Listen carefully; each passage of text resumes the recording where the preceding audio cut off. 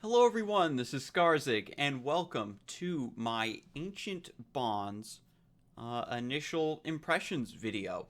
There will be a follow-up video to this one regarding how I think the cards and the meta is going to shake out eventually. This is more of just, again, my opinions and first impressions of the cards themselves, and I want to talk about later on, how all the tournament meta junk is going to shake out in a separate video because I think that one might go a little bit long. But without further ado, let's get right into it.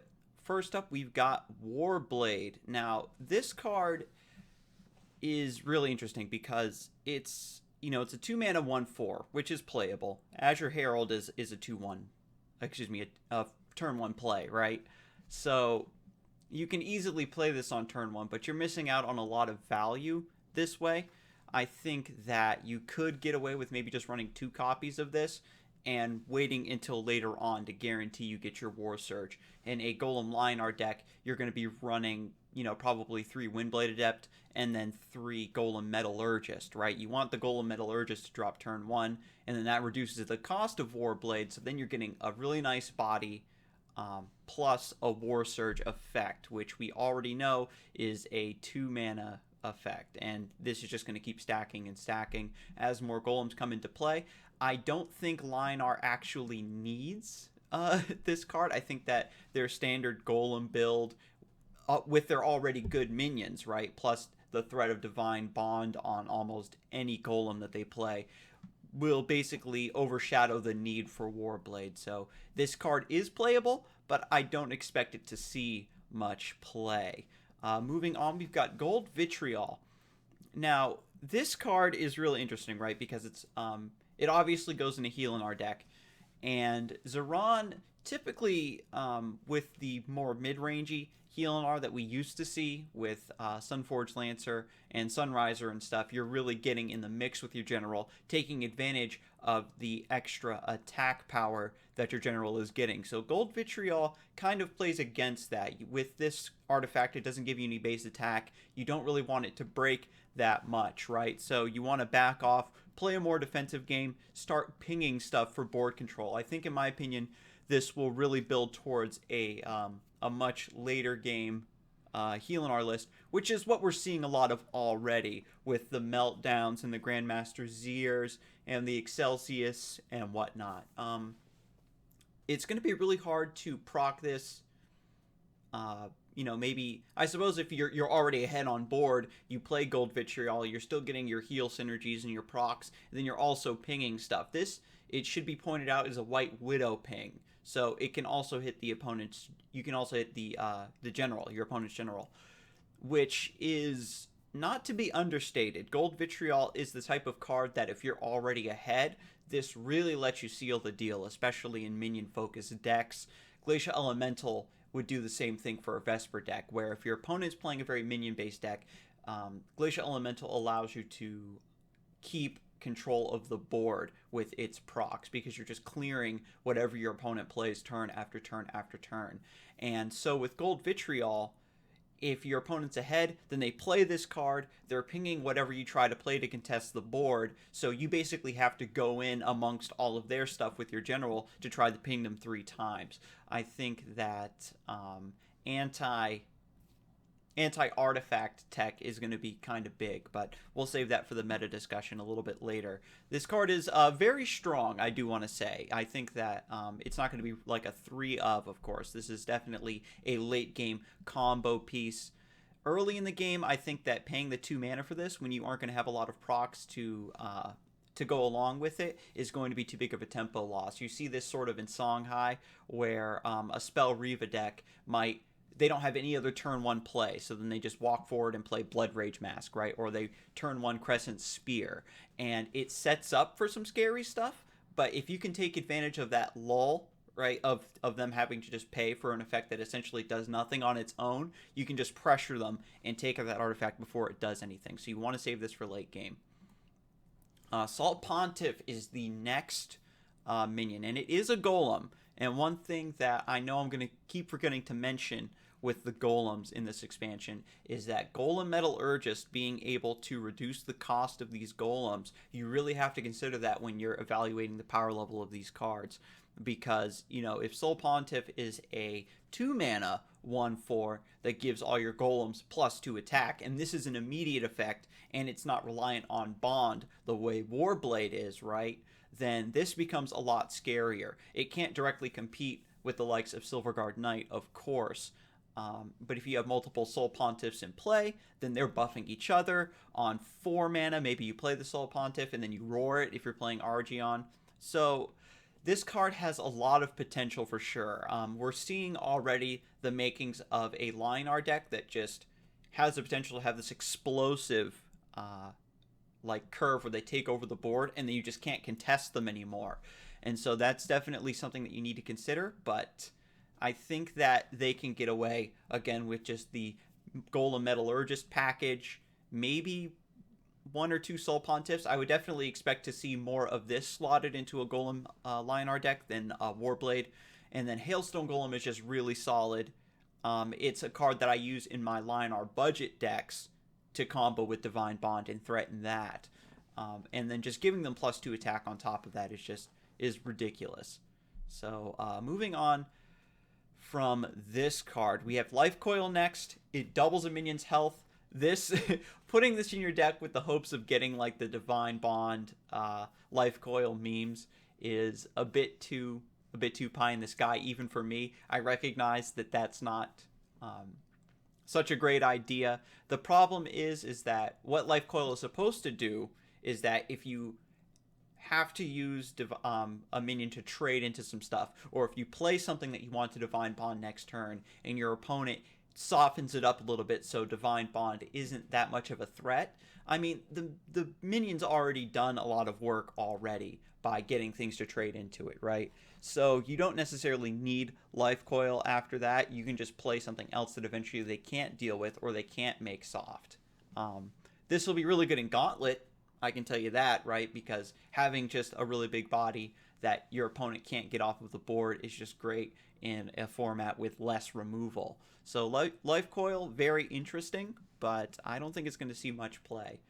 Simply because, you know, golems are just great on their own, and eventually, especially with, again, the snowbally nature of what we're seeing right now in Lion-R's Golem Synergy, you probably won't need to double a minion's health and then go in.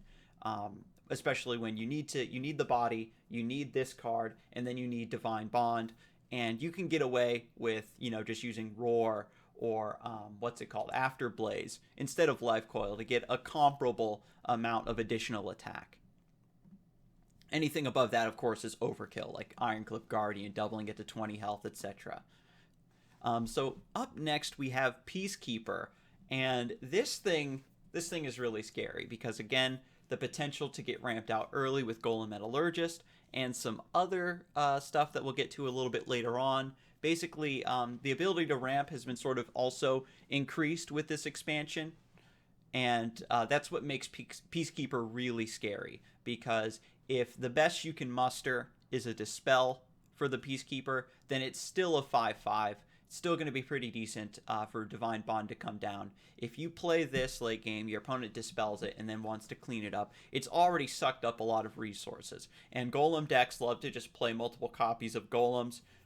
This could easily come down late enough in the game where your opponent doesn't have an answer. We've seen this again with Zeron, where she's running Excelsius, a card that everybody really discounted because they were like, oh, well, this just gets answered with one low-cost removal spell. And so if you're running Peacekeeper in a deck that has a lot of stuff that needs to be answered, then eventually it just drops late enough in the game that your opponent can't do anything about it. They're going to take at least 10, and then with Argion's ability with Roar, that's, you know, extra damage, Divine Bond, etc., etc. So really solid card. Initially, people weren't there was like that initial, oh man, this thing's really OP.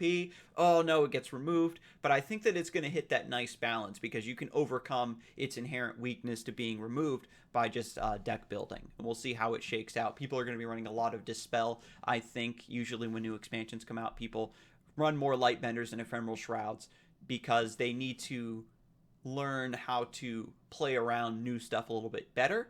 And Dispel is just a nice blanket answer to stuff that you don't quite have, that you aren't used to, that you aren't quite teched or prepared for in your deck building. So moving on from Peacekeeper, we have Joseki. Now, this is a Songhai spell. We're on to the Songhai cards now. Each player steals a random card from their opponent's decks. This effect is like really crazy, and it's very interesting. The problem is that this card costs 1 mana, and nobody ever wants to pay mana and use a card to make their opponent draw a card. It's kind of like the Starhorn problem, right? Where the card that you get from your opponent needs to be like really good.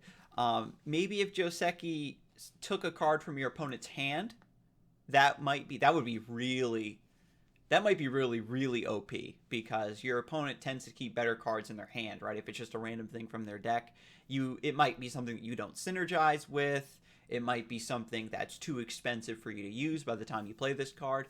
What's really interesting, though, about Joseki is that if you get it from a random effect, like Sworn Sister Lakian or Calligrapher, which we'll get to in a little bit, or the Battle Pet Zoe, that draws you a card when it dies, a random Songhai spell, and then reduces its cost, and you get to cast Joseki for free. Especially in the late game, I think you can get away with casting it just to see what's in the box. Maybe you'll get something that can buy you an extra turn or save you in a crazy situation. So I think that that's what the point of this card is it's meant to be drawn off of random effects and then used in a desperate situation. You aren't going to just main deck this and hope you get something good. So that's definitely what I have to say about this card, but it does have a really silly effect that I think is hilarious. And moving on, we've got SPARROWHAWK. Now, I was thinking now, I suppose I should explain the bond keyword a little bit more, because I kind of glazed over it when we talked about Warblade. Bond works like an opening gambit, but only when the minion comes onto the board and there's already a minion that shares the same tribe on the board. So for Warblade, it only activates as an opening gambit if a golem is already on the board. SPARROWHAWK is only going to activate if there's already another Arcanist on the board, and this gives you a free Mist Dragon Seal. And I think that this is actually kind of strong, right? Because I've been playing a lot of Backstab High lately, and outside of Inner Focus, the Mist Dragon Seal is another one of like a huge piece for getting those big burst positional plays. And SPARROWHAWK being able to guarantee you get a Mist Dragon Seal, you get a lot more use out of it. Arcanists scale off of very cheap spells, so I think that maybe you run 2 copies of this. It's like really bad on its own. If you've got an Owl Beast Sage already in play, then you play the SPARROWHAWK and then you Mist Dragon Seal another Arcanist, then it buffs the SPARROWHAWK to a 3/4 and makes that body a bit more worth it. So I think that SPARROWHAWK, basically all of that stuff needs to be already in play, already needs to be considered before you can really play around with this card. I suppose the dream would be is turn 1 Chakri Avatar that goes unanswered into turn 2 SPARROWHAWK, gives you a Mist Dragon Seal, and then you can use the Mist Dragon Seal on your Chakri to buff it. But that's asking a little much. I know that getting a Mist Dragon Seal is very, very strong, but I think it's a bit awkward to get SPARROWHAWK to work the way you want to. So I think that people will forgo this for other Arcanists just to go full in on that synergy as opposed to getting other spells. So Bangle of Blinding Strike. Your general has Celerity. This card I was actually really excited for when it was spoiled a little bit earlier on. And I had forgotten that this effect actually already existed in the game a long time ago and was removed. It was Mask of Celerity, right? And this was back when Cyclone Mask was used a lot more, when Mask of Shadows used to give base attack, and that was just a monstrous combination because with Cyclone Mask giving your opponent ranged, and then Mask of Shadows giving them extra base attack, they had 4 attack and they were just killing anything that you summoned, right? And if you tried to close the distance with them to kill their artifact, then they could just Silhouette Tracer or Mist Walking or something to get behind you to get the Mask of Shadows backstab. And so you were in this horrible catch-22 situation with that. And Mask of Shadows was nerfed. They took away its base attack, so it only has backstab now. And so Bangle of Blinding Strike allows you to maybe get a bit more use out of those artifacts a little bit. At 3 mana, this is going to be a huge tempo loss, so you need to be in a decent board state before you just cast the Bangle of Blinding Strike outright. And I don't think that people are going to use this offensively like I originally thought, because that's of course going to be the meme deck, right? Bangle of Blinding Strike into Mask of Shadows. You get behind somebody and you attack them twice. But I think that Bangle of Blinding Strike might be used in Riva just so she can walk farther away from you and cast her Heartseekers in a much safer location. She'll be able to maybe play a minion, move twice, and then Heartseeker all the way away. That's what Riva likes to do, is have minions scattered all over the board. And so you have to, you know, go all around, ring around the rosies, cleaning up all of her minions while she's just slowly poking at you. And I think that that would be the use of this thing. Bangle of Blinding Strike is going to make Grinch, I think, really strong, because if you draw this off of Grinch and it's reduced by 2 and you get to equip it for 1 mana in an artifact-based deck, so that's going to be really strong. So this is almost like an indirect buff to Saj, who kind of wants to run Grinch, but just a thought. Next we have Kindling, which I wasn't actually too impressed by when I saw this thing initially. A 4 mana 3/5, I suppose that's decent stats, right? A 3/5 is really solid. This is the old Earth Sister Tegeti stat line, and it was very, very hard to remove. And if an Owlbeast Sage is in play and you play this bad boy along with a spell, you're getting extra HP, and then you're also getting extra attack. And so Arcanist decks, Arcanist Songhai specifically, does have potential to spiral out of control that way. We've already seen some hints of Arcanist Songhai, where if you don't have an answer for the Owlbeast Sage when it comes down, and then their Chakri Avatar or their Four Winds Magi gets buffed, like a bunch of HP, you need the hard removal in order to deal with those minions. And so Kindling basically forces you to have that. But I think that it's not that big a deal to give your Arcanist minions +1 attack, because with all the extra spells that you're casting, your Chakri Avatars and your Four Winds Magi's, those are going to provide you, in my opinion, with the damage output that you're going to want for your deck, rather than just giving them raw extra attack. And lastly, for Songhai, we have the Calligrapher, a 7 mana 3/7 with Rush. So this is like the tankiest Rush minion in the game. And whenever it attacks, you put 3 Songhai spells into your action bar at the end of the turn.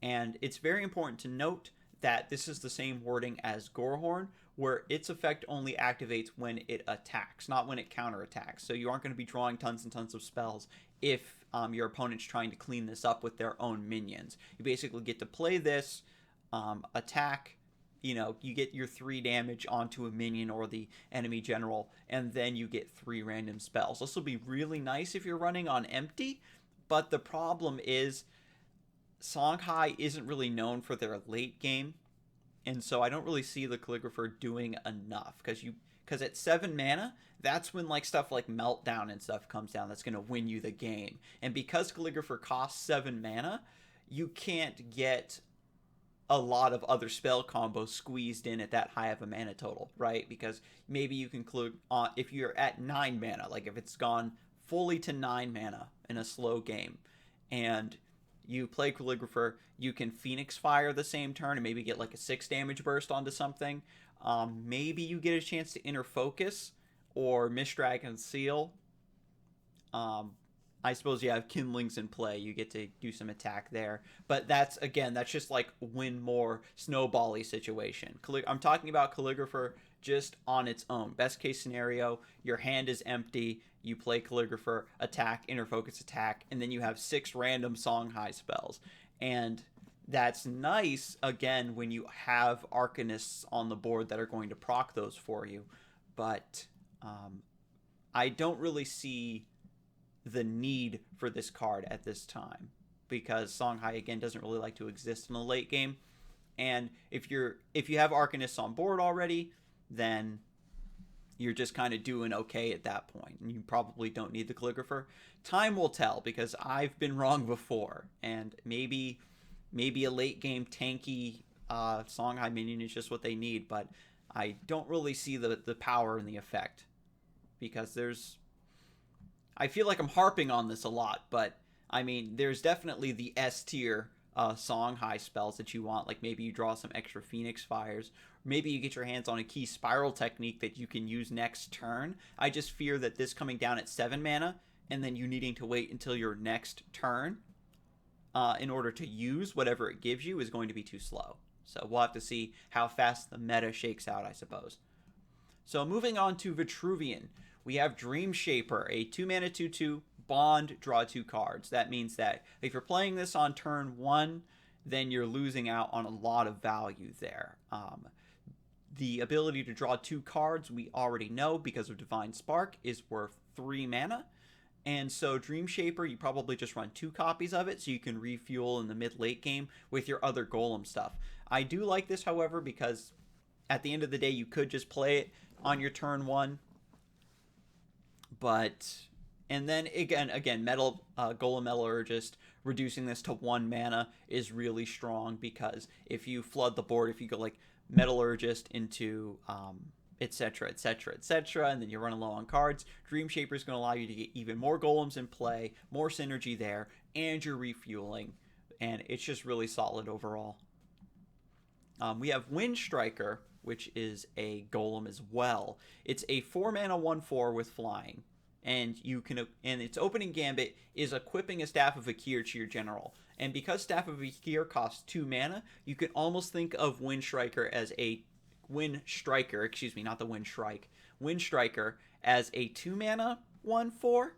This will be really nice in like a artifact-based list, because we've seen in the past with certain artifact combinations, especially like Wildfire, Ankh plus whatever, you really want some extra attack to beef that up. And so being able to get Staff of Akirs and a body is really good. Wind Striker being a 1/4 might allow it to body block for you a little bit easier. You get to save the charge of that artifact.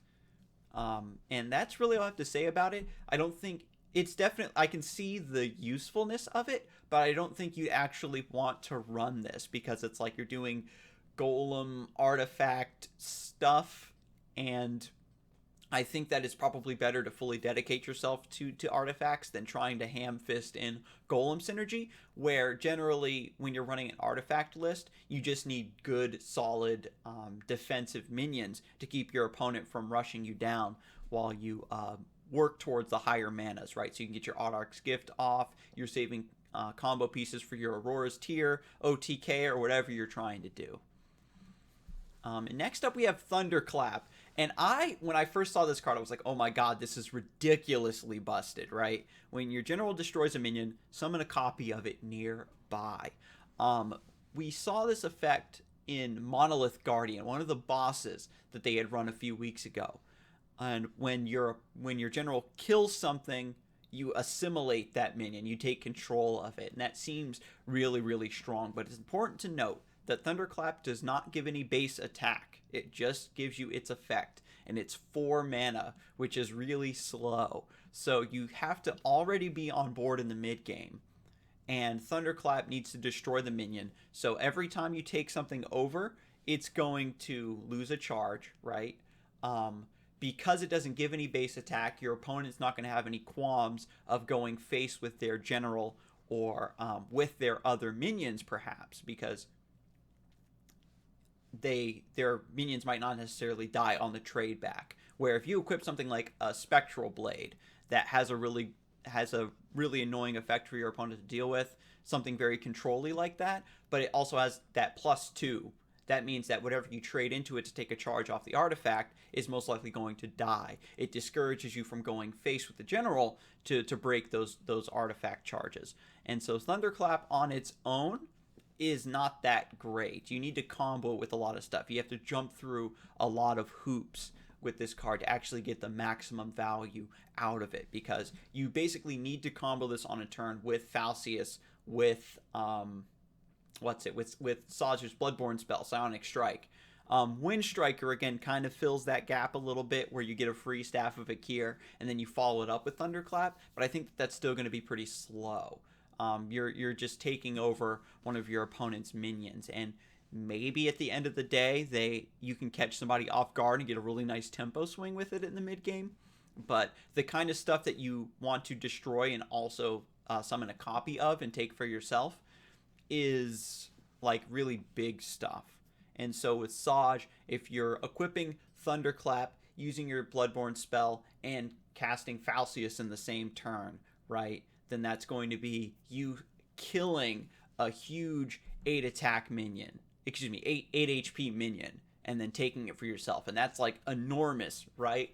But that whole combo, 4 plus 3 plus 1 is 8 mana. So you could probably just get away with running Dominate Will instead. And so I think that that's where the issue lies, is the really high value minions you'd normally want to take with Thunderclap are going to be, you know, stuff that you're just going to Dominate Will anyway. And Thunderclap comes out a bit too late to like start cleaning up your opponent's early minions. Of course, we're going to see the meme play, right, with Zephyr or something, where you have Thunderclap equipped, your opponent can't deal with it, and then you get like the AoE and take all their minions. That's like the dream, but that's like a lot. That's like your opponent not having the specific answers, and then them also playing into that AoE. So it's like they're handing you the win at that point. You know what I mean? It becomes a win more card at that point, in my opinion. Because if you were just to Falcius and Zephyr Bloodborne spell and just clear their board instead of taking it, that's still probably a big enough tempo swing that you just come back into the game really strong anyway, and then go from there.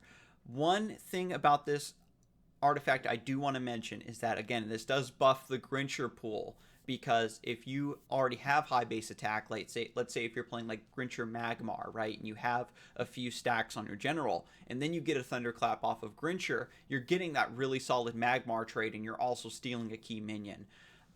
This is also going to make Ardok's Gift really, really, really good, in my opinion, because you're more likely to get Thunderclap alongside an artifact that gives you attack as well, like the Staff of Akir, or Spine Cleaver might even be just enough of what you need, where you Ardok's Gift, Psionic Strike, and then that Thunderclap comes down. And because this card isn't quite good enough to run on its own in your deck, and you're probably going to be relying on it to be drawn from Ardok's Gift a bit more to actually bring it into play, it's going to be that much more salt-inducing. So the effect is strong, but I think that the prohibitive mana cost and the lack of any additional attack for it to give you is going to keep it from being main decked. We'll have to see.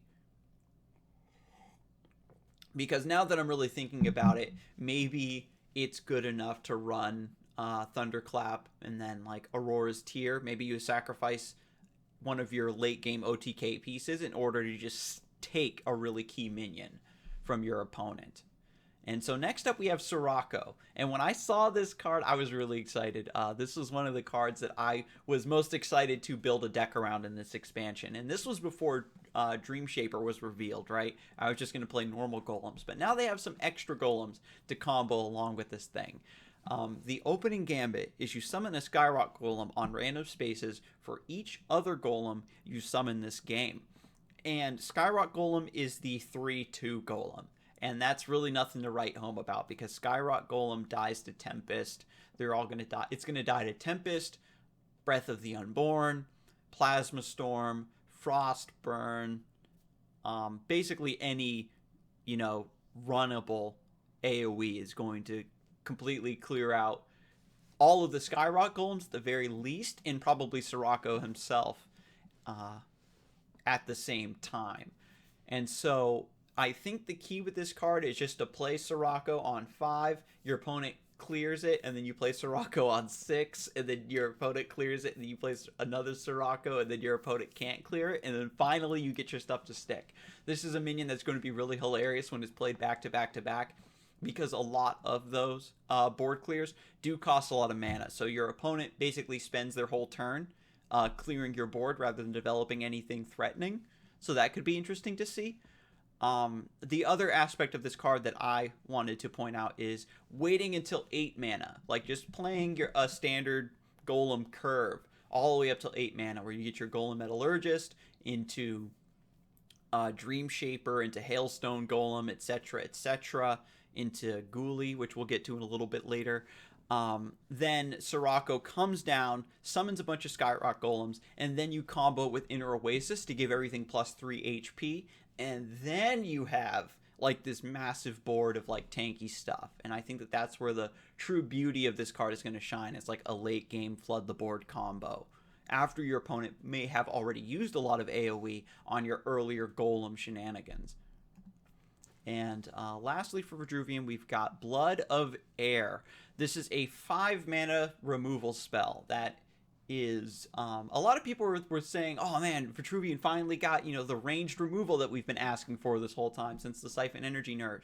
We have, we have a way to deal with that Shadow Sister Kalino finally, or that Four Winds Magi finally. Like these really big minions that are kept in the back line and have very, very answer or lose effects, right?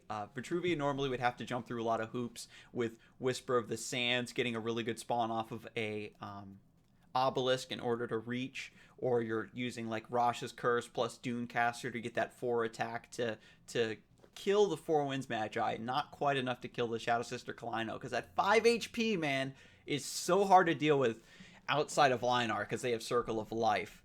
But Blood of Air finally answering a lot of problems that Vitruvian had in certain matchups. The issue with this card is that it is 5 mana. So you probably only want like 1 or 2 of these. It like fills the role of Entropic Decay that was maybe in a few Vitruvian, mid-rangey Vitruvian lists at one time.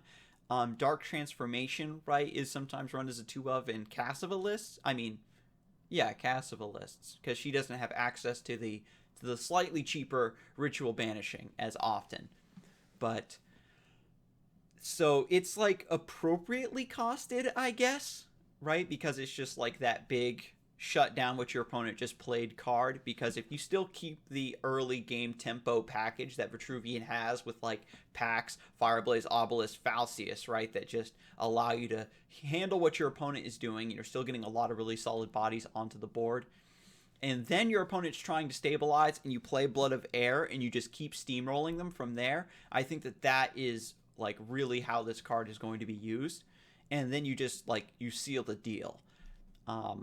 At 5 mana, it's going to be like, oh man, I'm at 5 mana. Do I deal with that thing my opponent just played, or do I just play a Nimbus this turn? Do I go for my Sirocco this turn? Like, you know what I mean? That 5 mana point is pretty decent. Maybe at 5 mana you want to play a Dancing Blades, and then you can just easily kill that 3 mana, excuse me, that 3 HP minion, right, that they just played. If they played out of position, you just Dancing Blades. So it's like, it has some useful utility for very specific threats, and we'll have to see if those threats come up often enough or any more that Blood of Air is actually going to be used to kill those. Because typically Vitruvian has just been like, well, if you're too busy dealing with my board, then I don't have to worry about anything you play in the back line. It's more like when Vitruvian falls behind, and then you're able to create space. You get your Shadow Sister behind you, you get your Four Winds behind you, or whatever other utility unit that you need answered in the back line. A buffed ranged minion like a Heartseeker, I suppose, is a really good example, is when the Blood of Air becomes like, oh my god, this is exactly the card I needed. So maybe you just run it as 1 copy, most likely 2. And I don't want to discount the value of the Transform. It doesn't actually kill the minion, so this deals really well with Rebirth minions. You don't get the egg because the Dervish spawns in the place. It deals really well with, what's it called, Reaper of the Nine Moons. Your opponent's not going to get a minion in that place. You're going to get a Dervish instead. So it's a really good counter for very specific cards that way as well. And furthermore, hang on, I need water.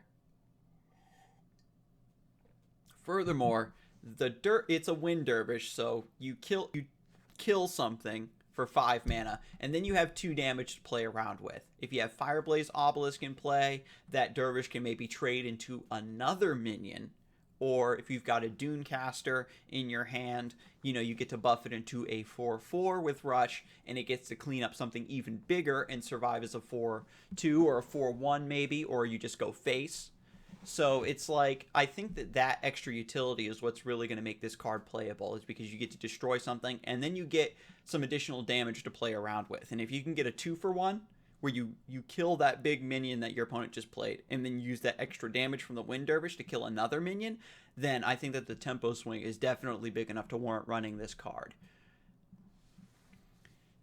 So, moving on to Abyssinian, we've got Nocturne here, and whenever you make a Shadow Creep or a Wraithling, instead make both. You're basically doubling the value, almost, of any Swarm or Shadow Creep effect that you'd want to play.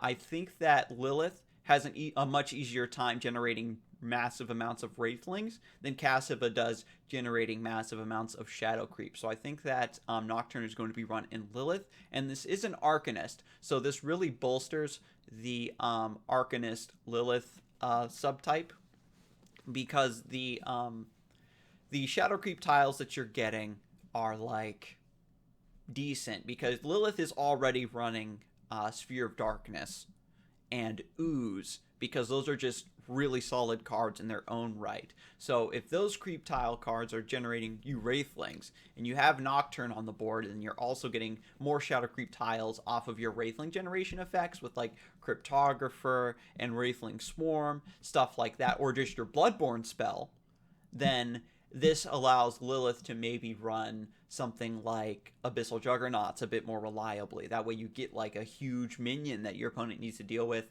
or probably Ghost Azalea might be a more interesting option because of the threat of Soul Grimoire and things like that, right? Where your opponent is like, oh crap, there's a bunch of Wraithlings all over the place, and there's also Shadow Creep tiles, so it makes it a bit harder for them to go into your Swarm and start clearing Wraithlings, because the Creep tiles might make the Wraithlings do that extra ping, right? If the Shadow Creep also has to ping them, then it's almost like the Wraithling dealt 2 damage.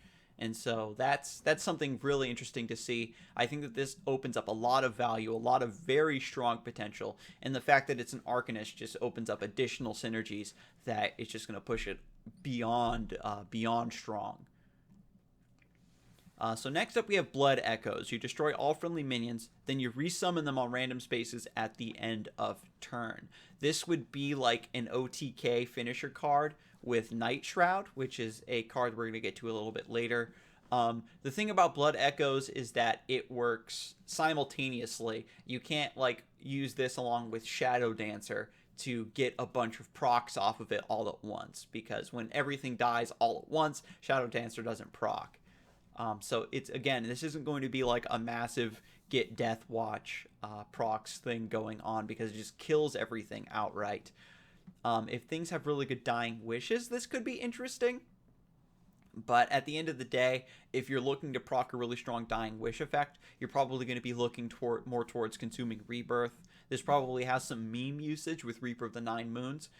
And again, I think that the viability of this spell rests on whether or not the bursty NIGHTSHROUD combo ever becomes an actual thing, because that's what this is going to synergize with. If you have a handful of Arcanists on board and then you Blood Echo, then the NIGHTSHROUD comes back and the bond effect will activate and get you a bunch of HP. Let's talk about NIGHTSHROUD. We're going to skip the releaser just because I think it's important to get NIGHTSHROUD out of the way. It's sort of the linchpin for Abyssinian in this new set. It's an Arcanist, so you're still getting all the traditional Arcanist synergy. But as a 5/1, this thing doesn't stick on the board. You need it specifically for its effect. Bond. Your general steals 1 health from the enemy general for each other friendly Arcanist.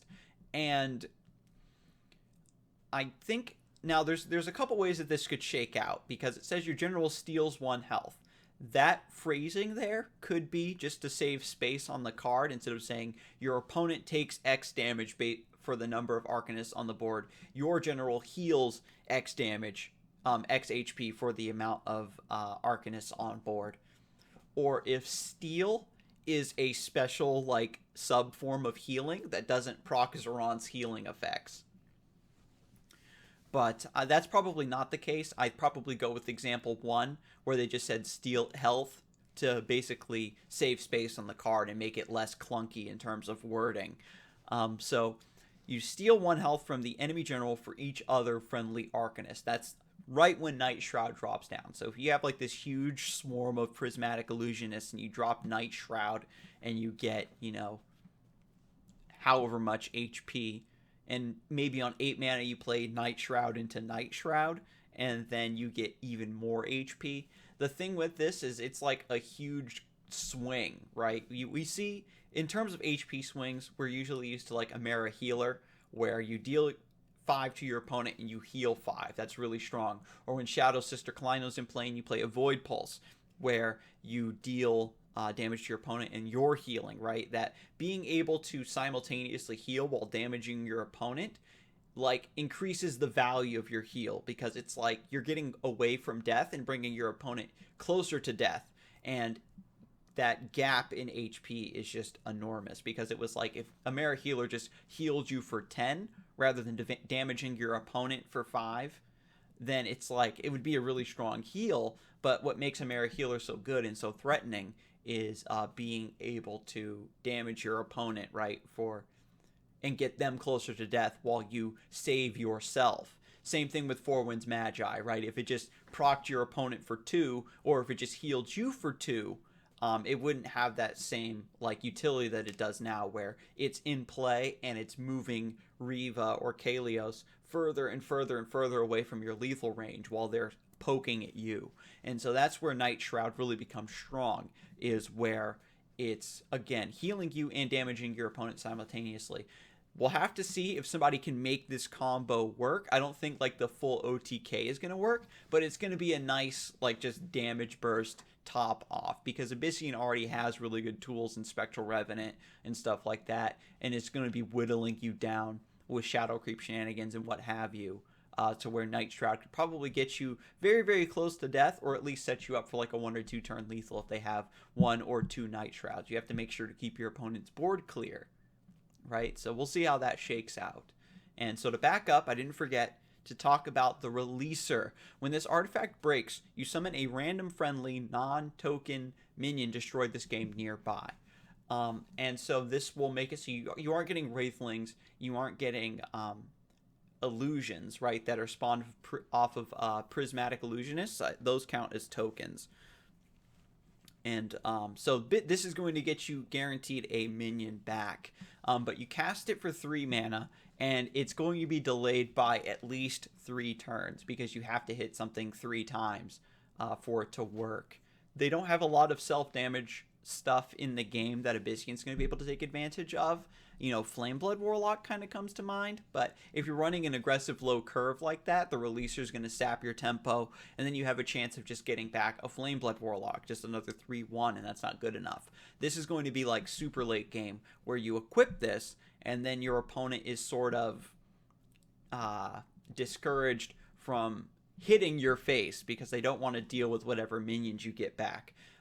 If super greedy Cascavalists still remain a thing, where they're like doing Reaver of the Nine Moons into Vorpal Reaver, into Spectral Revenant, like they're playing all these heavy drops and recycling them with, Consuming Rebirth or Nether Summoning, I mean to say, then the releaser on top of that could be really strong, because they have the chance of getting back, you know, an Abyssal Juggernaut. Ooze is probably just barely good enough to get off of this card.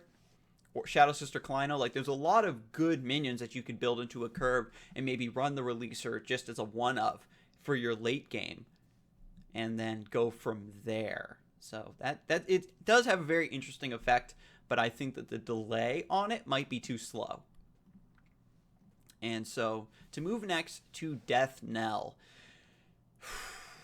This card is strong. This card is really, really, really strong. One of the strongest cards in the set. Like, in terms of just raw power, like, a lot of cards in this set have their power tied to a lot of other cards, where it's like, oh man, if Arcanist synergy ends up being really good, then Nocturne is going to be real strong. Golden Vitriol has potential to be very strong. Things like that. But Death Knell just on its own is just super duper strong. A 6/6 for 8 mana is decent, but the fact that you summon all friendly non-token Arcanists, so you aren't going to be poisoning your own Arcanist pool with illusions, destroyed this game nearby. And if you're just running solid Arcanists like Owlbeast Sage, I think comes to mind.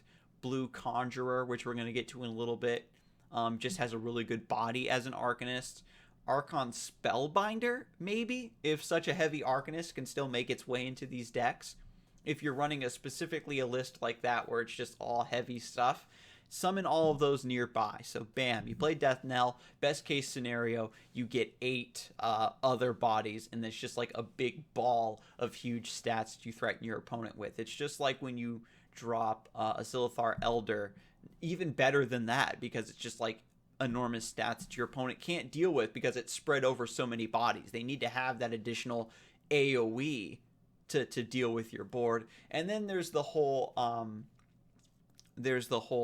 shenanigans with Bond, which doesn't just proc when it's summoned from your hand the way an opening gambit does. It also procs when things are revived, the way Abyssium likes to do with Nether Summoning, and now with Death Knell. So then your NIGHTSHROUD has a chance to get another rotation. And I think that this card existing is what's going to make NIGHTSHROUD really good. Like, it's not super great on its own, unless you're already really ahead and you have a swarm of Arcanists on the board, and then it just becomes a win more card. But Death Knell coming down as a 6/6, giving you a bunch of other bodies, and then having the opening gambit of dealing burst damage to your opponent and healing you is solid. This card is super good.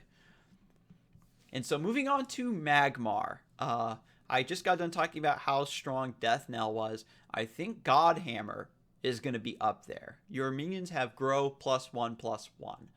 I want to point out right now that Voth likes to be offensive. He wants to be in the mix. He wants to fight you. So I think that Godhammer might be used in Starhorn a little bit more, because this artifact doesn't give you any base attack. If you're able to pressure your opponent off of you, and then you just back away with Starhorn, and then you're like swarming with maybe Nature's Confluence, or just other spammy cards, Razor Skin, a bunch of low drops, and then you also give each one +1/+1, your opponent has to deal with all of these minions, right? And if they don't, they get harder and harder and harder to deal with. And I think that that's what makes Godhammer super strong, because you can combine this with Maloki Huntress and other grow minions, and then suddenly that synergy is making your field impossible to deal with outside of huge AoEs like Enfeeble, Blistering Scorn combos. If you get it at just the right time, maybe you can Plasma Storm before things get too out of hand. Maybe Frostburn dealing that 3 HP is going to be enough to soften up these minions and deal with it. And even if your opponent, can't deal with your boards per se, what they'll need to do is try to close the distance and get the Godhammer off of you. They need to ignore your minions and damage your face 3 times. We saw a little bit of this situation when Riva was really, really strong, pre-Mana Vortex nerf, where she had the Blood Rage Mask equipped, maybe even 2 Blood Rage Masks equipped, and she also had minions on the board. So it's like, do you kill that Heartseeker? Do you kill that Four Winds Magi? Or do you try to get the Blood Rage Masks destroyed and off of your general? And so if you play Godhammer and your opponent just tries to clean up your board and they can't do anything, and then you maybe play a second Godhammer, and then maybe 1 or 2 minions after that, then I think that giving your minions grow +2/+2, like, it forces your opponent to answer so much stuff that I think that Godhammer is going to be like the ultimate snowball card, where you get like your super sweet swarm start with Starhorn. Wow, that's a lot of alliteration. But potential for this card to be absolutely annoying and strong, with addition of cards like Godhammer and, Thunderclap or Golden Vitriol being like these catch-22 situations where it's like, I need to deal with your board, like with Zeron's Golden Vitriol. It's like, I need to deal with this Scintilla, this Sunriser, this Sunforged Lancer, the Sunriser. I need to get these minions off of the board, but I also need to kill this artifact. I think we might see people start running Rust Crawlers out of Salt. I will have to see, man, because I think that this card really has a lot of potential. Cascading Rebirth. Let me get more water. Oh, this video's getting long, but we're almost done. Thank you for sticking with me. Cascading Rebirth. You destroy a friendly minion to summon a random Magmar minion that costs 1 more. This spell is 2 mana. So it's like you're cheating out a minion by killing one of your own. And this is going to synergize really, really well with Rebirth minions. Normally you're like, I don't want to kill one of my own minions to summon another one, but it's like you use this on a Rebirth minion, it just turns into an egg, and you get to summon something a little bit better, right? You want to cast this on 5 drops and hope for Macantor Warbeast. Right now, because the 6 mana Magmar slot only has Macantor Warbeast and Dreadnought, it's like you get that 50-50 whenever you cast this on a 5 mana minion. And Magmar right now actually has a 5 mana, well, actually there is no 5 mana Rebirth minions, which is good, but let's say you use this on maybe a Dancing Blades, right? It comes in, kills something, trades into another thing, and then if it's down to like a 4-2 or a 4-3, maybe you roll the dice with Cascading Rebirth. I think that most likely you are going to be running this in a Rebirth death to get maximum value out of it. You want to make sure you cast it on 3 mana minions to get 4 mana minions, because Earth Sister is really solid. And then on 5 mana minions to get 6 mana minions. Right now, that's like the best thing you want to hope for. And of course, people, just to back up real quick, I think if you really sit down and like crunch the numbers with Cascading Rebirth, and you figure out what's the most efficient stuff to cast it on, and what's the sort of stuff that you're most likely to get, then I mean, it's just, I think that it actually is a lot better than what your initial impression of this spell might be. And next up, we've got Ragebinder. Oh boy, Ragebinder. This is a 3 mana 3/4 Scintilla stats, Rebirth, so it turns into an egg when it dies. You need to have that extra ping of damage to kill it, and Bond. Restore 3 health to your general. If you play Ragebinder when you have a golem in play already, you restore 3 health to your general. And again, Bond doesn't work like a traditional opening gambit where it needs to be played from hand. It also works when things revive, aka when things hatch. So when Ragebinder hatches from its egg, if there is a golem on the board, your Ragebinder will heal 3 health to your general. If you have another Ragebinder on the board and it hatches, you're still going to get that 3 health. Like playing Ragebinder into Ragebinder, you're still getting that health. So it's like Scintilla, right? Where you're able to play a really solid body, but every once in a while you're getting HP healed out of it for essentially free. This could be a good minion just as a 3 mana 3/4 with Rebirth, or if it was just a 3 mana 3/4 Golem, right? To try to hype in the Golem synergy for Magmar, but it has like all this extra stuff built into it too. It just makes it so good. Oh. And I touched on this a little bit in my Eggmar video, right? That Magmar doesn't really have good 3-drops because they usually rely on Earth Sister / Sunsteel Defender. They have such a strong 4-drop slot that they like to ramp up with using Flash Reincarnation, that I was really worried about Magmar Rebirth in general and Magmar getting a solid 3 mana Rebirth minion, because everybody was asking for Veteran Silithar to be made 3 mana, and that would be a 3 mana 4/3 with Rebirth, and not all this extra possible HP healing and Golem synergy, which can make the Ragebinder cheaper with Golem Metallurgist. If you're running Golem Vanquisher, maybe it gets Provoke as well. So then again with Rebirth, it also opens up these like shenanigans where you hatch it and it has Rush and you can hit something. And needless to say, this 3-drop does everything. I think, is the short and long of it.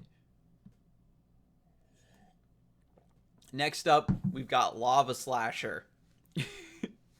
And this card gives Magmar a ridiculous 5 mana minion. So right now, Magmar's working with 2 mana Young Silithar, really solid, 3 mana Ragebinder, 4 mana Sunsteel / Earth Sister, which doesn't see a lot of play, but it might come back. But Sunsteel, we'll say, is like the standard Magmar 4-drop nowadays. And then 5 mana, you get Lavaslasher. Opening Gambit, this minion fights a nearby enemy minion. So it comes onto the board, and then it instantly attacks something. It has like a pseudo rush. And so what this will do is it comes down just like Dancing Blades at 5 mana to kill something. It does 4 damage instead of 3, like Dancing Blades, and the minion doesn't need to be directly in front of it. It just needs to be nearby, just like you're fighting like a regular minion. So it's really hard to position a minion away from Lavaslasher's reach, right? Because your opponent normally, you play a minion behind you to protect it from Dancing Blades, or you try to body block for it. And then 5 mana, Lavaslasher comes down and it kills something that has 4 HP, is absolutely huge. This gives them a great answer to anything Zoran plays. Sunforged Lancer's dead, Scintilla's dead, Sunriser's dead, Four Winds Magi's dead to this thing. Like, all those really problematic units, Lavaslasher is such a clean answer to those. And furthermore, again, because it has more reach than Dancing Blades, you get that utility of swinging the board on 5 mana, and you get to kill more stuff than Dancing Blades can kill. And then it still doesn't come into the board with 9 HP. We'll say that right now. 9 HP, it fights the minion. So let's say you use this to kill a Four Winds Magi. It takes 4 damage. So it comes onto the board as a 4/5. Which is still just 1 HP less than Dancing Blades. And you just killed your opponent's 4-drop with this thing. Lavaslasher is good. I said that Death Knell was good, and that's because it's like a crazy late game finisher. But in terms of like just being all around generally good, like Lavaslasher is OP. I'm going to say that now, that Lavaslasher is overpowered, is gonna try to keep it clean. Throw some curse words in there and spice it up, but this thing is OP. And I'm looking forward to playing this motherfucker. I can't even tell you. Because let's say you have a Golem Metallurgist in play, and this comes down at 4 mana to just slaughter your opponent, because the smaller the thing you kill is, the more HP this thing comes into play with.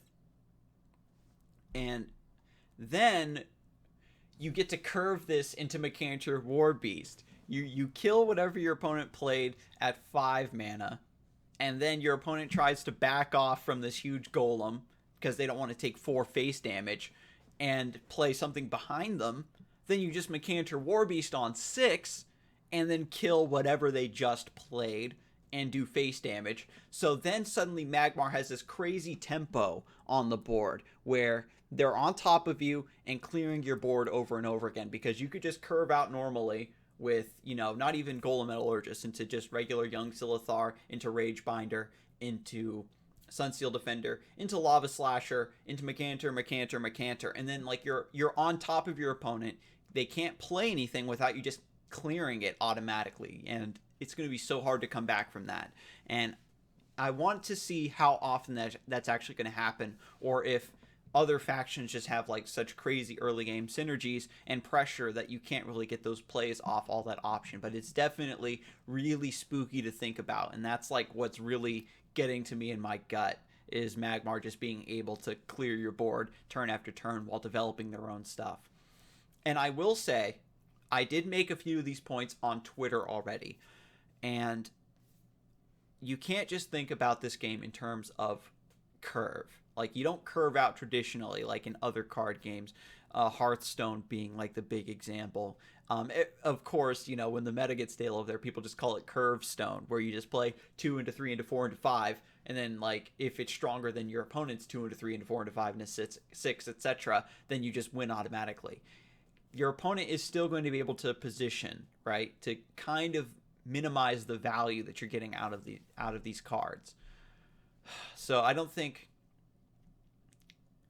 that this is like completely game-rending, but it's definitely very, very strong, very, very scary. I look forward to bowing down to our Magmar overlords. And oh my god, I haven't even gotten to Juggernaut yet. Oh no! Okay, so Juggernaut is also a golem. It's an 8 mana 4/10 with grow +5/+5. If this thing survives a turn, it becomes a 9/15. And then it just gets hilariously big every turn after that. You need to dispel this thing. And if you can only dispel the Juggernaut, it's still a 4/10, which is really good. The problem with Juggernaut is that whenever this minion takes damage, you summon that many random golem eggs nearby. And so, if you ramp this thing out with Flash Reincarnation, right, you just take the old curve that I had mentioned before, and instead of Mechanitor Warbeast, it's Flash Reincarnation into Juggernaut. You get a 4/8 with grow +5/+5, and then 2 eggs nearby that are random golems, which could be anything from Warblade, right, a 1/4, all the way up to another Juggernaut, right, which is very important to note, is that Juggernaut is a golem, so it can, the eggs that it lays can also be Juggernauts. Or you get, just Lavaslashers or Hailstone Golems or Ragebinders. Like, there's a lot of really good golems. And here's the thing, because golems, the base set of golems were just used as pure, this is good stats for the mana, you don't get the same, like, RNG of Chrysalis Burst, where you get, like, useless stuff, like Rex, that's not really going to help you, or Vindicator, like, stuff that needs to scale, stuff that's not really going to help you, and then, like, really strong things, like Mechanitor Warbeast and Silithar Elder. I think that the available golems that this can choose from is so much tighter, and because a bunch of powerful golems were released in this patch, don't forget about Peacekeeper, that the pool is so concentrated and so strong that laying golem eggs is just nuts. It's absolutely nuts. Combining this with any sort of synergy that can hatch eggs like Moor and Kerr, or maybe even Eggmorph or Wild Inceptor to get that egg you really like, because you play Juggernaut and then the next turn you attack something and then you get 2 eggs to choose from. You can hatch maybe one or both depending on what other follow-up you have. Is like devastating. I have to say that I love how they added a lot. It seems they've added a lot of late game finishers. Like Peacekeeper is kind of a finisher on its own, but not on the level of Juggernaut or Death Knell. And this thing just has the potential to spiral out of control, because you can just, again, Flash Reincarnation lets you ramp this thing out. Golem Metal Urge is going to let you get this thing out just a little bit earlier. The traditional things that you normally would use to clear eggs, like Blistering Scorn or other AoE like Tempest or Frostburn, deal damage. So Juggernaut just lays more eggs when you try to use traditional egg clearing methods. And you just... this thing needs answered. The eggs it lays needs answered. And it's might be too much for most decks to keep up with. I think that you need to keep this card in mind when you're building your deck, because you need to have removal for this thing, and you need to save cards specifically for Juggernaut. You could probably run 2 or 3 of these and get away with it if that's just all of your late game in 3 cards, because most decks, especially control-based decks, can make room for maybe at least 2 copies of Meltdown. Putting in the Juggernaut, I think, is like just so good. Like, so good.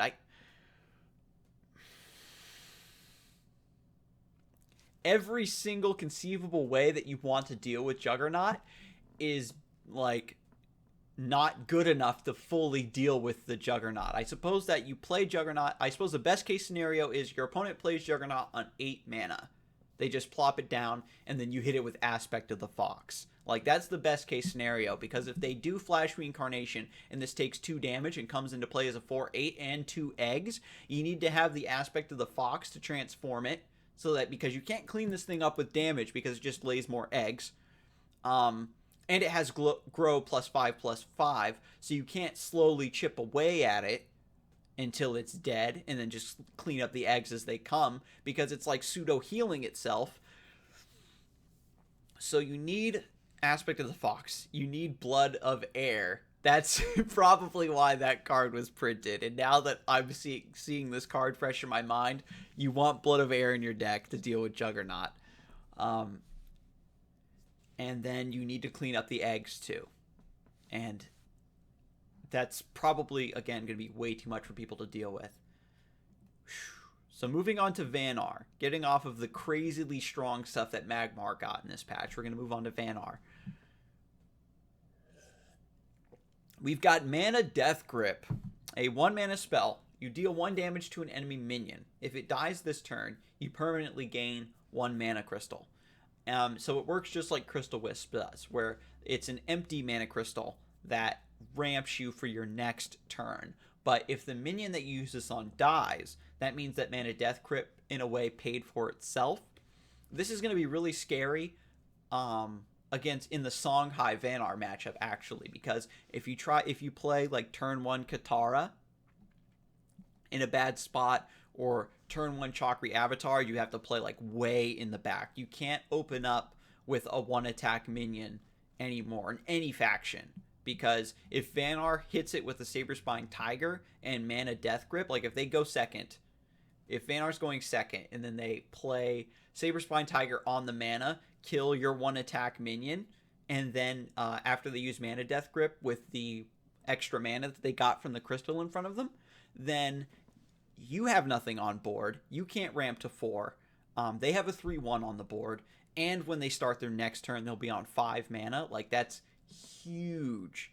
That is enormous. Even if you're forced to do something really bad, like turn 1 Flameblood Warlock, turn 1 Blood Tear Alchemist, is like really susceptible to this card. And I think that this is a spell that you 100% need to keep in mind when you are playing against Vanar, because you can run this over Crystal Wisp. Crystal Wisp was always bad because you needed to draw them early, and you needed them to get good trades early, right? So that you could get that mana ramp. But if you top decked them late game and stuff, it was like always really bad.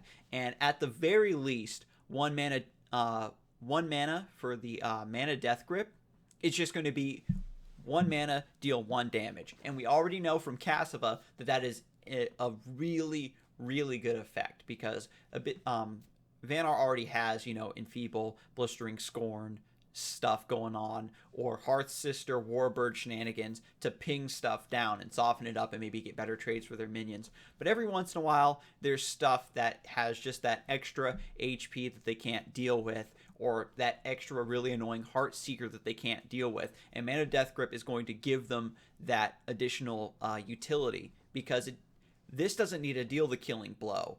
The minion just needs to die that turn. So you can enfeeble Mana Death Grip and just like one-shot anything. It's going to be fantastic. And this card is very, very strong. Just because if your opponent doesn't respect this card and you get like the best case scenario, then you just leave them in the dust because you ramp up to 5 immediately. But you can do that at pretty much any point in the game that you get a good trade, which is what I'm trying to say. Mana Death Grip is fantastic, ramping into the late game. Next up, we have Ice Shatter Gauntlet, which is a 1-mana artifact, which doesn't give any base attack.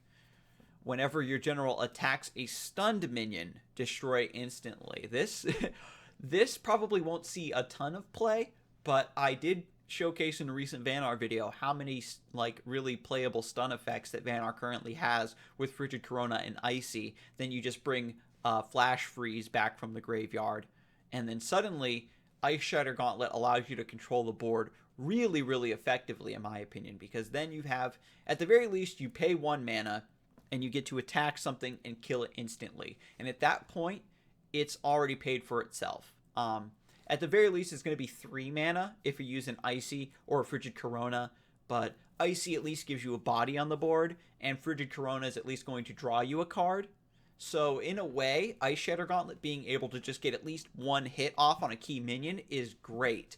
I also need to mention that the minion is destroyed instantly. It doesn't actually counterattack the way normally a stun minion would. So Ice Shatter Gauntlet preserves its own charges when you use it properly. So on the turn that you play this, you combo it, kill something that's stunned, it still has 3 charges, and your opponent needs to worry about clearing this artifact off of you so you don't stun and kill the next thing, or stun and kill the next thing. This card can also really work with Avalanche, right? If your opponent doesn't respect that, you Avalanche, it stuns everything on their side, that they're summoned, that's on their board, and whatever stragglers are left over that survive the 4 damage, you just clean up with Ice Shatter Gauntlet, perhaps. Because, you know, the minions are stunned, they can't position themselves away from you after that stun already comes down. Circulus. 2 mana, 1/3. Whenever you cast a spell, add a 2/1 illusion to your action bar. Is pretty good, because outside of Songhai, I would say that Vanar is probably the next best faction when it comes to really useful, really cheap spells. And so you play Circulus into, you know, your Frigid Coronas, your Aspect of the Fox, your Gravity Wells, right? You get those cheap spells, maybe even Circulus turn 1 into Blazing Spines turn 2, then you get an illusion, and then you're casting more Arcanists, and then that just gives you more synergy with Owlbeast Sage, which of course is going to be run in every Arcanist deck because it makes your Arcanist tankier. And so if Circulus, you know what I mean, it allows you to swarm really, really hard. So I really dig this card, and the ability to summon a 2/1 for 1 mana, I think illusions cost. It's a 1 mana 2/1. Is fantastic, right? Because it's almost like you deal 2 damage for 1 more mana onto every Vanar spell when Circulus is in play.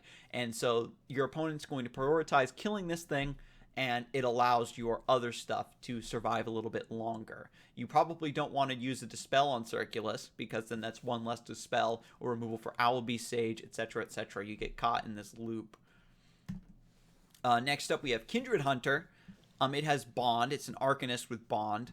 You summon a 3/3 Night Howler on a random nearby space, and that's when the Kindred Hunter comes into play and there's already an Arcanist on the board, which can be any one of the many illusions that you had already gotten off of Circulus, or Circulus himself, or any other thing that manages to stick late game. This is also an Arcanist, right? So it's going to get buffed by Owlbeast Sage. It's going to get that synergy there as well. And then the 3/3 Night Howlers are Vespers. These are the same token minions that Frostiva spawns when she attacks or does damage or takes damage, right? Attacks or is attacked, I should say. So Kindred Hunter and Circulus have the ability to just get so many bodies onto the board, and that's really great. Vanar's going to have a lot of early pressure because of that. And then if they're stunning you on top of this with their with the Frigid Corona, like I showed off in my previous video with Frigid Corona / Gravity Well, where they're keeping you tied up on your side of the board and they're building this swarm, you're going to need probably Plasma Storm to come back. That's going to be the bane of this deck. I think this Arcanist Swarmy Vanar deck is Plasma Storm. And next up we have Ghost Seraphim. It's a 7 mana 8/9. And the first spell you cast each turn costs 0. So right away, you can play Ghost Seraphim on 7, and then play Spirit of the Wild, and then you get an 8 mana rush minion, right? Your Spirit of the Wild is free that turn. You get your big OTK there, which is kind of hilarious. And then if Ghost Seraphim survives, the spell you cast next turn also costs 0.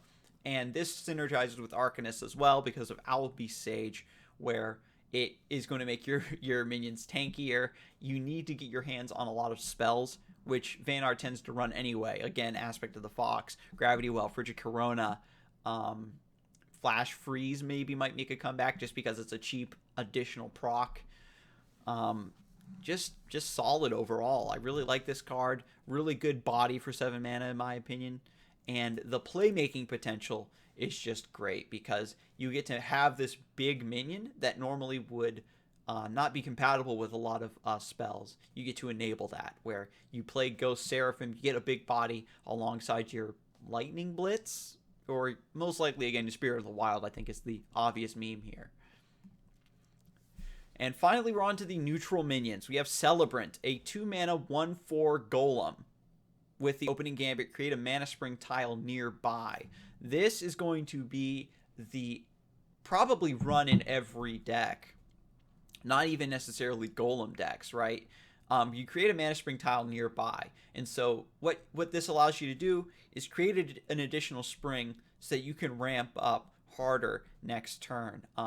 For example, if you're going first and you play Celebrant, you can play it diagonally forward to threaten the bottom or top mana tile like you normally would with a 2-drop, but then you use the Celebrant to create a mana spring on perhaps the center tile or behind your general. So you don't need to contest the center in order to get the ramp like you normally would. And so Celebrant has the potential to just create these situations where it's like, yeah, I'm about to have a really big turn coming up here. What are you going to do about it? And because this is a golem, and it's a 1/4 golem, there's a really high chance that it's going to stick around turn 1 when you play it. And so then any other golem synergy you have that relies on bond comes into play, like Ragebinder, for example, Warblade, is going to proc off of the Celebrant. And again, having 2 of them in play and being able to ramp pretty much consistently throughout the game is just great. And so we're seeing a shift with this expansion where we have like these huge late game bombs that are just going to finish the game. And then you also have the Celebrant building ramp into the game, and Mana Death Grip building extra ramp into the game. So you're getting to these late game finishers faster. So it's like late game kind of makes it control-y, but ramping kind of also keeps the tempo aspect of Duelyst. I'm not really sure how to feel about it, but Celebrant is godlike, like S tier strong for sure. You want these in your deck wherever you can make room for them, because getting an extra mana to prep that you could take that turn, if you already have stuff on the board, you summon the Celebrant and then instantly walk onto that mana. It's almost like a 1 mana 1/4, right? Or you just set yourself up for a really strong second turn ramp when you are going when you use this on your opening turn. So we're going to be seeing like 4 mana and 5 mana minions come out as turn 2 plays. It's going to be nuts. Next up we have Ghoulie, which is a card that has a lot of stuff tied to it. This minion is from every tribe, which means it's a dervish, an arcanist, a golem, a structure, a battle pet. I'm probably missing one, but this allows you to double dip in terms of synergy. I think that Ghoulie is probably going to be run in Vitruvian most often because not only is it going to go into their golem synergy, which is what they really like this patch, it also goes right alongside their usual dervish synergy that they're running. You can use Scion's Third Wish on this bad boy. You can use Dunecasters on this bad boy. It gets buffs from Fireblaze Obelisk. Whatever golem synergy you throw in, like Golem Metallurgist or Golem Vanquisher, is going to affect this thing. So being able to double dip on synergy like that is going to be so strong, specifically in Vitruvian.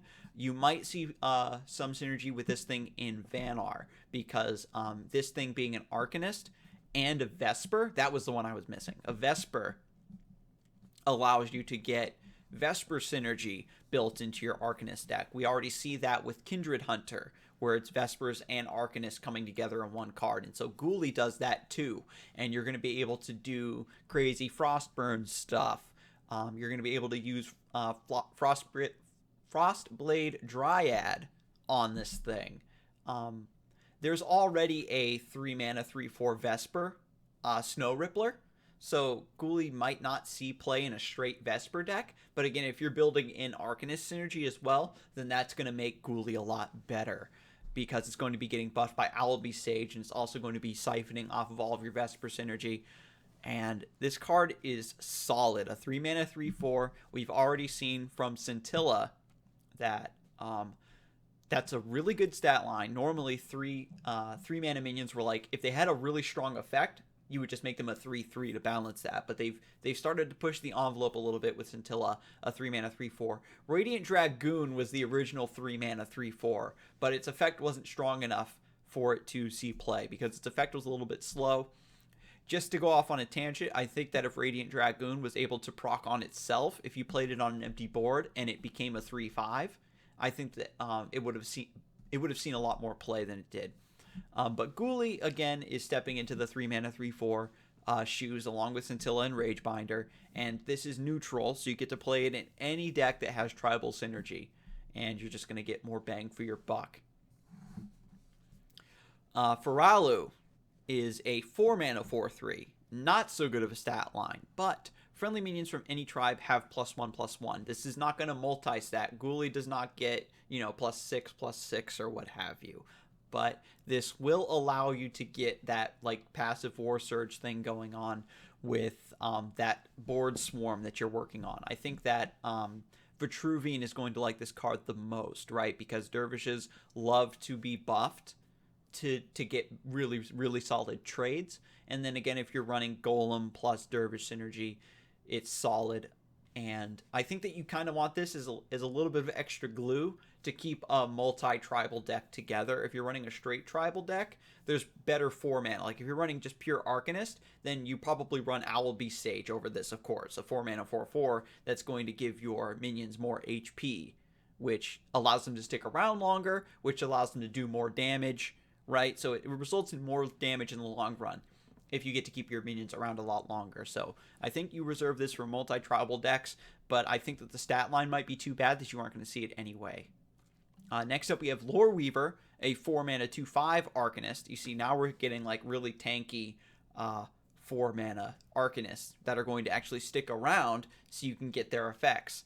4-mana 2/5 is Shadow Sister Kalino stats. We're already aware of how hard 5 HP, how clunky it is to deal with cleanly. So you'll most likely have Lore Weaver stick around to get you 1 or 2 procs. Whenever you draw a spell, you put a copy of it into your action bar. You don't want it. You can't like rely on this thing to get you spells, right? Because it needs to be present on the board when that happens. But I think that if you have room in your 4-mana slot, you have the Lore Weaver there anyway, because as Vanar and as Songhai especially, you want extra spells. Abyssian has everything built into NIGHTSHROUD and Death Knell, where they care about the Arcanist bodies a little bit more than actually proccing spells off of them. But Vanar and Songhai are more based on that traditional spells, proc the Owlbeast Sage, proc the Chakri Avatar and the Four Winds, all that jazz.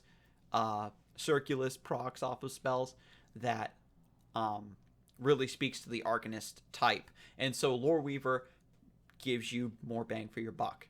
You're getting extra Mist Dragon Seals, extra Aspect of the Fox, extra Flash Freezes maybe, extra Frigid Coronas is going to be really huge, because drawing a Frigid Corona and then getting another Frigid Corona, being able to play the Frigid Corona and draw a card, and having those extra stuns, Lore Weaver is going to be really spooky in Vanar, in my opinion, being able to chain stun things.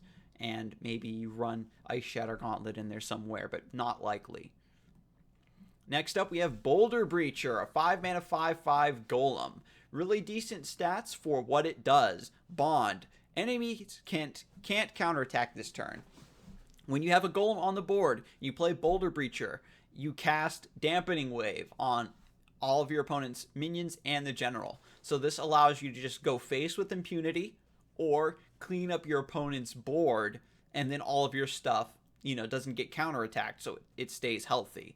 And that's like really solid. You probably run 1 copy of this in a Golem deck just for that big swing turn.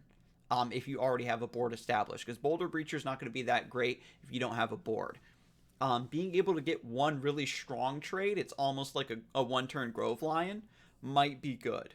Might be good. Because if you're at like later stages of mana, you could play a cheap golem, like a cheap 2 or 3 mana golem, and then, excuse me, sorry about that, and then combo Boulder Breacher with it, and then you're able to get like a pseudo force field and trade into something big with your general perhaps. So Boulder Breacher's really, really good. Really strong golem. Again, this will hatch from random Juggernaut eggs. So if Boulder Breacher hatches, its bond will proc off of other golems that are on the board. And it's going to be absolutely hysterical. Blue Conjurer. Neutral Arcanist. It's a 5 mana 4/6. Whenever you cast a spell, you put a random Arcanist into your action bar. When you look at the list of Arcanists that were already in the game and the ones that were released with this patch, that is a really solid pool, just like Juggernaut, right? But this time, you aren't getting them for free. You do have to pay for them when they come into your hand. You need room in your hand, which shouldn't be that big a deal because with an Arcanist deck, you're going to be spamming spells and flooding the board a lot. So you can get Death Knell off of this thing. They mentioned when this thing was spoiled a few days ago that you can get other factions' Arcanists. So playing this in a Vanart or Abyssian deck and getting a 4 Winds Magi is great. Getting an extra Owlbeast Sage is great.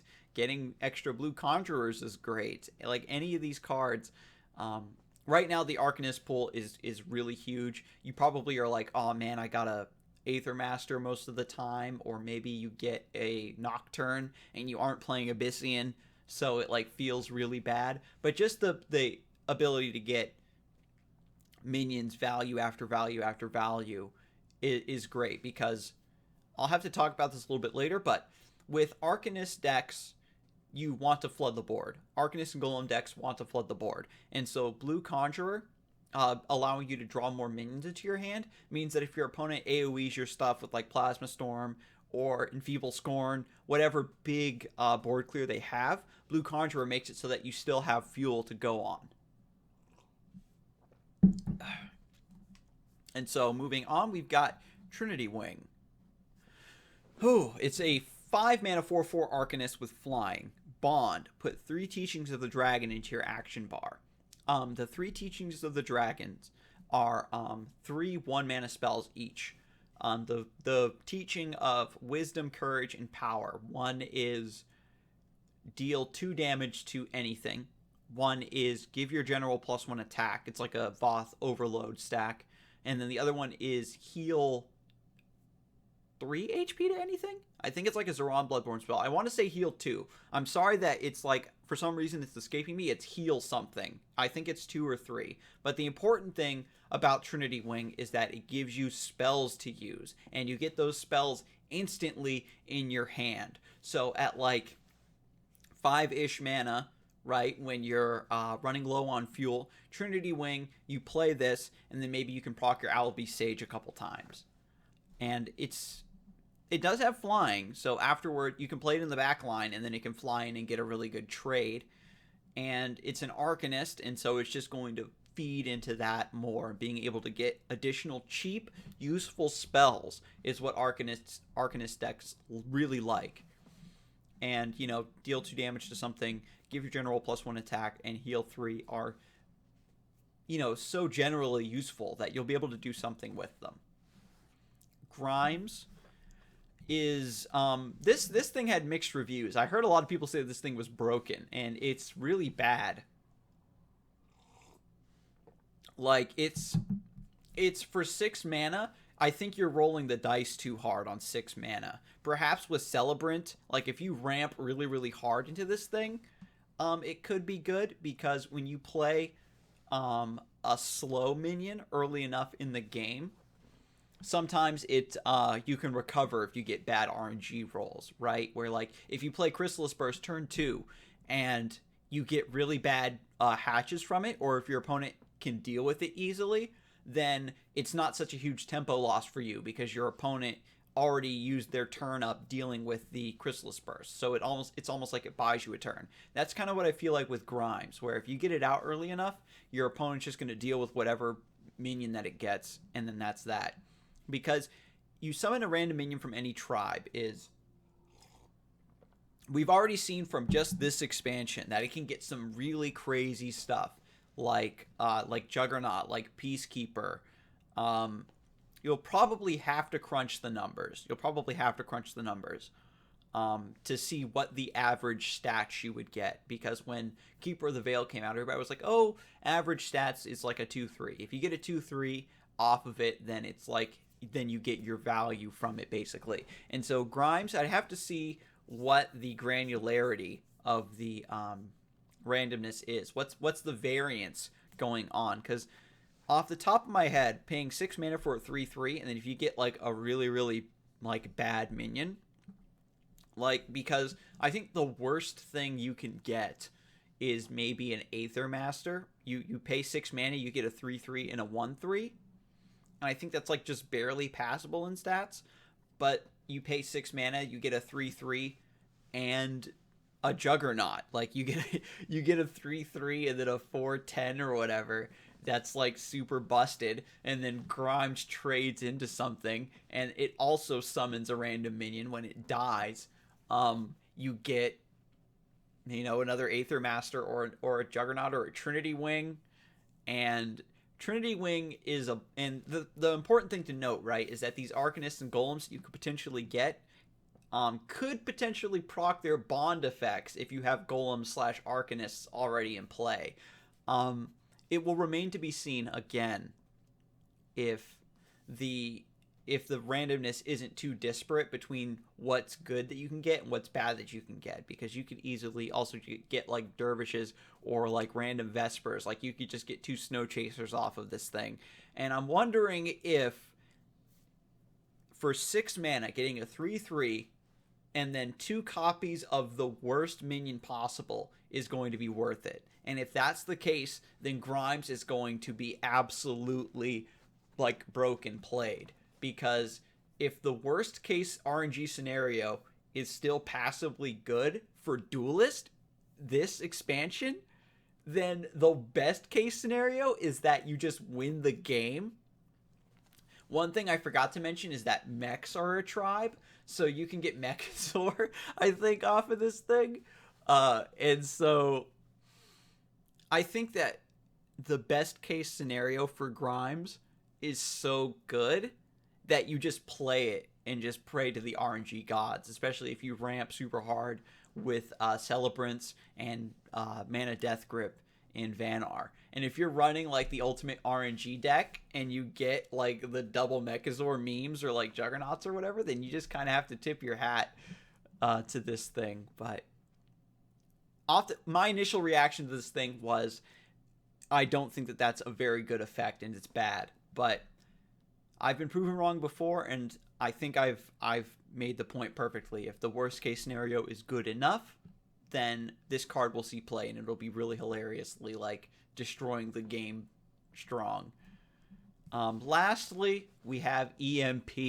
It's a 7 mana 9/9 golem. You dispel all minions and generals, and you destroy all artifacts. You summon this big boy, and it resets the board. The thing is, if your opponent is running golems, right? If your opponent is also running a golem deck and you dispel all their golems, they are mostly vanilla stats anyway. So that's not such a big deal. This does have the anti-artifact synergy I was talking about, but all the stuff that's like really spooky has been played in the early game already. Like Godhammer's already spiraled out of control and killed you. Golden Vitriol's already gotten its value. So you want to kill really high-powered artifacts with this thing. Most things on the board that you'd want to dispel aren't like... How can I put this? Let's say your opponent has a Peacekeeper in your face, and you need to deal with it, right? Or you'll die next turn, because the Peacekeeper will hit you for 10 damage and it'll die. And your only option is to play EMP to dispel it.